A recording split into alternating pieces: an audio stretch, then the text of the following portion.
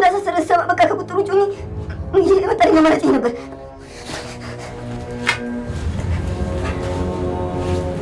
ምንድነው ንገረኝ፣ ምን እያደረግህ ነው? እንዴ አቤት፣ ምን አድርገህ ነው የምትለኝ? እስር ቤት ስመጣ በቃ ልነግርህ ነበር ውሻ አድርገህ አታደርጊኝ። አይ አልተዋጠልኝም። እንዴ ቆይ ማላሰብ ነው እንዴ ይመስል? አንተ እኮ ቤተሰቤ ነህ። ያው አንተ ባትፈልግም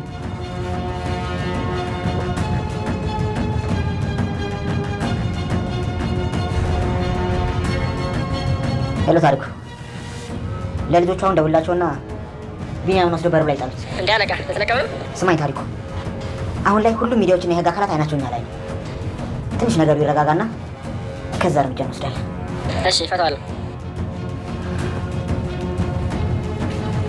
ከአንተ ጋር አልጨረስኩም። በዚህ ርዕስ እመለስበታለሁ። አሁን ግን ልጆቹ መጥተው እስኪወስዱ ድረስ አንድ ነገር እንዳታርቅ። አርፈህ ተቀመጥ። አይ ብለህ አንድ ነገር ለማድረግ ቢሞክር ግን እኔን አያርገኝ።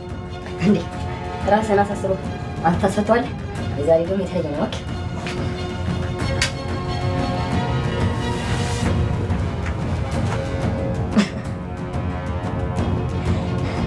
ገና አላውቅም። ይህ ጅማሬ እኔ ከእናቴ ውጭ ማንም ሊያዘኝ አይችልም። እርምጃዬን ጠንቅቄ ነው።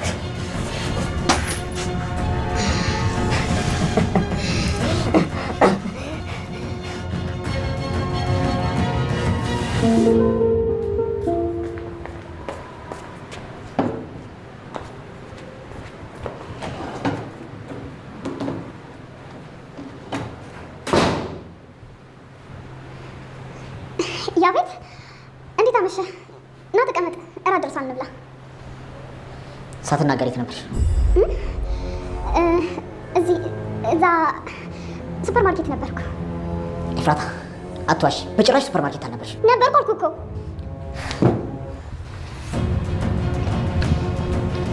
ለመጨረሻ ጊዜ ጠይቅሽ፣ አንቺም ተጨምረሽ አታበሳጭ።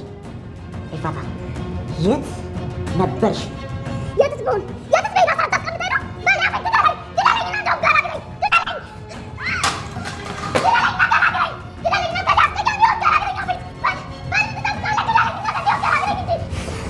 ንግስት ምን እያደረግሽ ነው? እባክሽ ይቅርታ አድርጊልኝ። ትንሽ ተምሰጥቼ ስለነበር። እንደዛ ነው።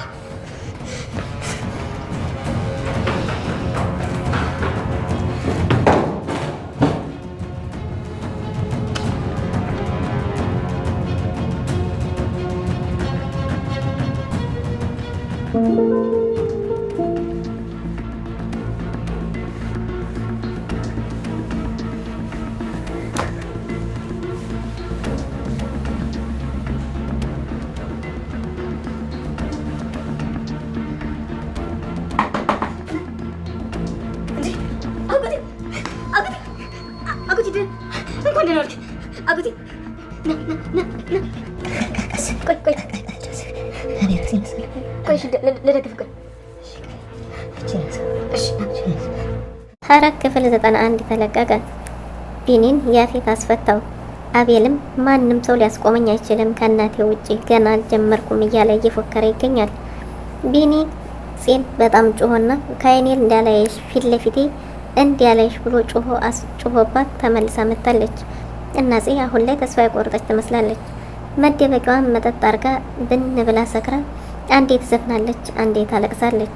ሰላም ሰላም፣ ውድና የተወደዳችሁ ሹካሚንጋ ቤተሰቦች እንደምን አላችሁ? በያላችሁበት የዓለም ዳርቻ ሰላማችሁ በዘት ተረፍረፍ ይበል እያለን እኛ ሹካሚንጋ ዛሬም በአዲስ ወደ እናንተ መጥተናል። ተዝናኑበታላችሁ፣ እንዲሁም ደግሞ አንዳንድ ቁም ነገሮችን ትይዙበታላችሁ ባል ነው ወደ እናንተ መጥተናል። እናንተም ሀሳብ አስተያየታችሁ እንዲሁም ደግሞ ላይክ፣ ሼር፣ ሰብስክራይብ ማድረጋችሁ አይለየን እንላለን። ወደ ሙሉ ቪዲዮ ስንሄድ እንግዲህ በባለፈው ክፍል እንደተመለከት ነው ጺን ዶክሜንቶቹን በሙሉ እናንተ አንቺ ጋር ያሉትን መረጃዎች በሙሉ ካላጠፋሽና እማዘሽን ሁሉ ካላደረግሽ ድረስ ቢኒን በህይወት አታገኙም እገለዋለሁ ብሎ አስፈራርቷት ነበር። እና እሷም እንግዲህ በጣም ተረብሻ ነበር። ለሰውም ካናገሽ ከአንድም ሰው ጋር ከተገናኘሽ የሚል ማስፈራሪያም ስለነበረው ለኤፉ ራሱ ልታወራት ብላ ሲደውልላት እንደገና ሀሳቧን ቀይራ አይ ላወራሽ የነበረው ጊዜው ሲያልፍ ነው መሰለኝ የረሳው እስከ ማለት ደርሳለች። ኤፉም ደግሞ የናታንንና የያፌትን ወንድማማች መሆን ለማረጋገጥ ሄዳ ከያፌት የሆነ ነገር ማግኘት ፈልጋ መኝታ ቤት ድረስ ገብታ ማበጠሪያውን ፈልጋ ጸጉር ስትጠቀልል ስልክ ልታናገር ወጣ ስለነበረ ጺ ተመልሳ ስታገኛት እንደዚህ ምን እያረግሽ ነው ስትላት አይ እንደዚሁ እዚህ የጆሮ ጌጤ ወድቆ ምናምን ስትል ኤፉ ጆሮ ጌጥሽ እኮ ጆሮሽ ላይ ነው ስትላት አይ ጆሮ ጌጤን ነው እንዴ ጆሮ ጌጤን ጠቅልዬ ይዤ ነበረ በቲሹ ምናምን ስትላት እና አብረን እንፈልጋ ስትላት አይ አሁን መሄድ ያለብኝ አፌ ከመምጣቱ በፊት እሺ ችግር የለውም ምናምን ብላ ለባብሳ ቤዝንም ሰላም አላልኳትም ሰላም በይልኝ ብላ ጥላው ትሄዳለች። እና ኤፉ ራሱ የተደናገጠች ትመስል ነበር። ሲን ደግሞ ለማውራት ፈልጋ ነገር ግን አላዋራቻትም፣ ምክንያቱም በቢኒ ስላስጠነቀቃት። እንግዲህ አቤል ለቢኒ የሆነ ያልሆነውን ነገር ሁሉ ሞልቶታል። አስቸገረኝ መተላለፊያ አጣሁ ብላ አልቅሳ ነግራኛለች ብሎ ስለነገረው እንዲሁም ደግሞ አንተ እንደዚህ በመሰቃየትህ እንድትደሰታለች ስላለው አንዳንድ ነገሮችን ስለነገረው ከነገሮቹ ጋር ተመገጣጥሞ እውነት መስሎታል። ለዛም ነው እንግዲህ በዚህ ላይ ተስፋ የቆረጠው። እና እንግዲህ የአቶ ያፌት ተላላኪ ታሪኩ ያገተው ያክስተ ልጅ አቤል ነው ቢንያምን ያገተው ብሎ ነግሮት ነበር። እና እሱም ቶሎ ብሎ ምንም ጊዜ ሳይፈጅ እዛ ቦታ ላይ ተገኝቷል። ምክንያቱም አሁን ላይ ሶሻል ሚዲያውም ሆነ እንዲሁም የህግ አካላትም አሁን ላይ ሁሉም ትኩረታቸው ወደ እሱ ስለሆነ ትኩረታቸውን ከሱ ጋር እንዲያነሱ ያህል እነሱን ለማሳመን ያህል ነው እየተጣጣረ ያለው እንጂ የእውነት ለቢኒ አዝኖና ተቆርቆሮለት አይደለም። እና እዛም ሲሄድ እንግዲህ አቤልን አግኝቶታል። አቤልንም ምን እያረክ ነው እዚህ ምን ታረጋለህ ምን እያረክ ነው ብሎ ሲያናግረው እሱም አይ የዛ ጊዜ እኮ አንተን እንዲያሳሰረ ስሰማ በጣም ተበሳጨሁና ስሜታዊ ሆኜ ነው ብሎ ይለዋል። አይ እንደዛ አይመስለኝም ሲል እንዴ ማላስብልህ ነው እንደሚመስል ቤተሰብ አይደለም እንዴ ማላስብልህ እንደዛ ነው መስል አይደል አንተ ባትፈልግም ብሎታል ለማሳመን ፈልጎ። አቤል ግን ሁለቱም አንድ አይነቶች ስለሆኑ ያፌትም እንዲያላመነውና በዚህ ጉዳይ ሌላ ጊዜ መነጋገር እንዳለባቸው ለአሁን ግን ቢኒን ምንም ነገር ሳይሆን መለቀቅ እንዳለበት ምክንያቱም ይህ ሁሉም ትኩረት እነሱ ላይ ስለሆነ ትኩረታቸውን ለማንሳት ያህል ግዴታ መለቀቅ እንዳለበት ነው የተናገረው። እና ለአቤልም አስጠንቅቆታል። አቤልንም ከዚህ አሁን የሆነ ነገር አረጋለሁ ብለህ ብትሞክር እኔ አንተን አያደርገኝ ምንም ነገር መተው እስከሚያነሱት ድረስ እንዳታረግ ብሎታል። እንዲሁም ለታሪኩ ደውሎ ወደ በር አካባቢ ላይ ውሰዱና ጣሉት ለልጆቹ ደውላቸው ሲለው እሱም እንዳለቃ ሊለቀቅ ነው እንዴ ሲል አይ አዎ አሁን መለቀቅ አለበት ምክንያቱም ሚዲያውም ሆነ ሁሉ ከህግ አካላትም ሁሉም ትኩረታቸው እኛ ጋር ስለሆነ ግዴታ መለቀቅ አለ እዛ በሩ ላይ መጣል አለበት። ከዛ በኋላ ሌላ ጊዜ ሲረሳሳ እርምጃችንን እንወስዳለን ብሏል ያፌት። መቼስ ተስፋ አይቆርጥ ያፌት። እንግዲህ እንዴት ተባለውም ቢኒን ሁሉ አፋፍሰው ወስደው በራቸው ላይ ጥለውት መጥተዋል። እና ዘንበሩ ላይ ከበሩ እንደምንም እየተንፏቀቀ ቤት ውስጥ ገብቷል። ቤት ገብቶ እንግዲህ መናገርም ስላልቻለ ሳሎን ላይ ደርሶ ሲወድቅ ቢኒ ዳጊ ተኝቶ ስለነበረ ሳሎን ላይ እዛው ሶፋ ላይ ቁርምት ብሎ ስለነበር ገኒም መናገር አትችልም። እናም ድምጽ ሲሰማ ወይ አጎቴ ብሎ ተደናግጦ አፋፍሶ እንደምንም አስቀምጦታል።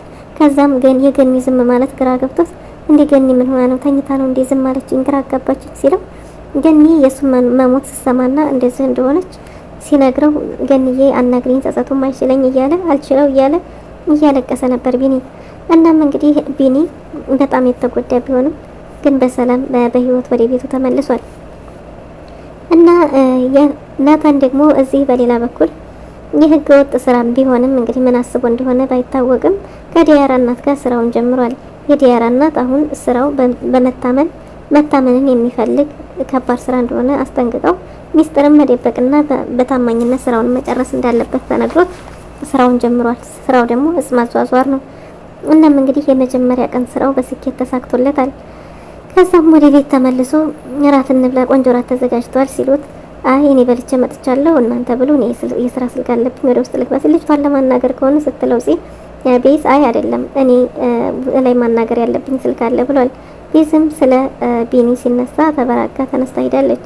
ምክንያቱም አለባበስህ ለምን እንደዚህ ለበስክ ብላ ቤዝ ስትጠይቀው ቢኒ ልፈልግም አይደል የወጣሁት ለዛ ነው ትኩረት መሳብ አልፈለኩም ሲል እንግዲህ እና አገኘህ ምን የተሰማ ነገር አለ ምናምን እያለች ስትጠይቀው እንጂ የምታውቀው ነገር ስላለ ታድንትን ብላ እንደ ቶሎ ብላ ተነስታ ሄዳለች። እናም ደግሞ ወይዘሮ ሉሊትን እኔና አንቺ ሌላ ጊዜ ነው የምናወራው ምንም አይነት መልስ እንዳሰጭኝ ብሏታል ናታን። ምክንያቱም ወይዘሮ ሉሊት ማስመሰሉን ያው ችላበታለች። አሁን ደግሞ ለናታን ብድግ ቁጭ አረጋታል። እናም እንግዲህ ከዛም ተነስተው እሱ ስልክ አለብኝ ብሎ ወጥቷል። ቢኒ ወደ ቤት ስለተመለሰ እንግዲህ ሐኪም ቤት ሄዶ ሁሉ ነገር ተቸክ ተደርጎ ተጠራርጎ ተደሙ ምናምን ተስተካክሎ ሲመለስ ሐኪም ቤት አይታው ስለነበረ ተመልሳ ወደ ቤት ስትሄድ እንደጠበቀችው አልነበረም። ቢኒ ተመለሺ አይኔ እንዲያይሽ ጅልሽ አይኔ እንዲያይ ብሎ ሲጮህ እንዴ ቢኒ ምን አረኩ ቢኒ ብላ ደስ ብላ ተቀበለ ታረገው ስትል እዛ ውጭልኝ ቀጥ ጎንበስ ብዬ ቀጥ ስል እንዳላይሽ ብላት እንዴ ምን አጠፋው ስትል ውጭልኝ ብሎ ከመጠን በላይ ሲጮህባት ተነስታ ወጣ ሄዳለች እያለቀሰች እና ዳጊም ማጉቴ እንዴ ምን አረገች ሲባል ስሟን እንዳይጠራበትና እሷ የምትባል ስሟን እንዳይነሳበት ተናግሯል። ገኒንም እባክሽ ገኒዬ እባክሽ አንዴ መልስ ስጭኝ ሳሳቱም አይለቀኝ እባክሽ እያለ እየተማጸነ ነበር። ገኒ ግን አይኗ ይንከራተታል እንባዋ ይረግፋል እንጂ ከዛ የዘለለ ምንም ልታረግ አልቻለችም። እና ዳጊም አጎቱን ለማረጋጋት እየሞከረ ነው። ያፌትም ወደ ቤት ተመልሶ ሲሄድ ራት ምሽት ቆንጆ ምሽት እንዲሆን ራት እያዘጋጀች ነበር ኤፉ።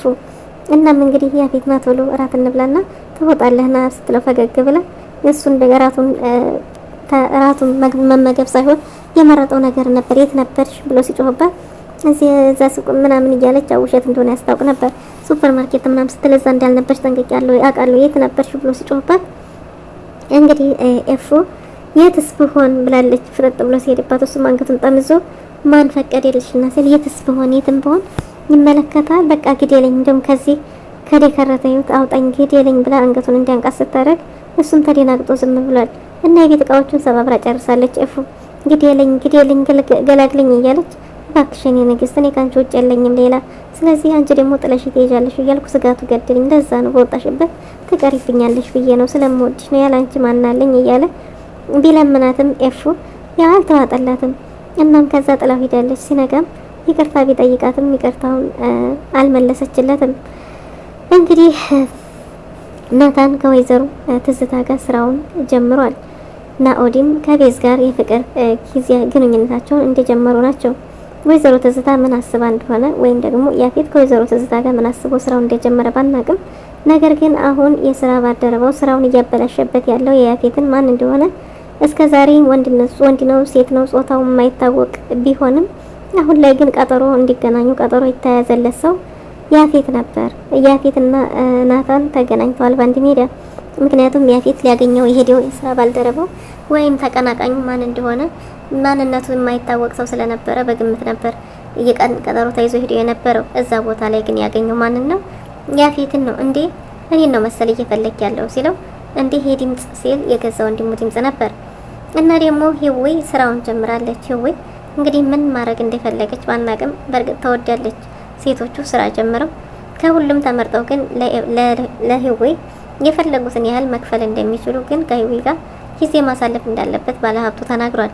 እና ሁሉም ነገር እንዲዘጋጅለት ተናግሯል። ህዌ ደግሞ 10 ጊዜ መጸዳጃ ቤት እየሄደች ስለሆነ ይህንንም አቶ ታሪኩ ለያፌት ደውሎ አሳውቋል። ተከታተላት ምንም ነገር እንዳይፈጠር የሚፈልጉለትን ለባለሀብቶቹ አድርጉላቸውም ብሎ ትዕዛዝ አስተላልፏል። ህዌም እያለቀሰችም እየሳቀችም ቢሆን እየተመሳሰለች ትገኛለች። ህዌ በቀጣው ትጠፋለች ወይስ የሆነ ነገር ትፈጥራለች ወይስ ደግሞ ዝም ብላ ከባለሀብቱ ጋር ታሳልፋለች የሚለውን በቀጣይ ክፍል ይዘን እስከምንመለስ ድረስ ለዛሬ ይሄን ይመስል ነበር። እናንተም በቅንነት ላይክ፣ ሼር፣ ሰብስክራይብ እያደረጋችሁ ሀሳብ አስተያየታችሁን በኮሜንት ስር አስቀምጡልን።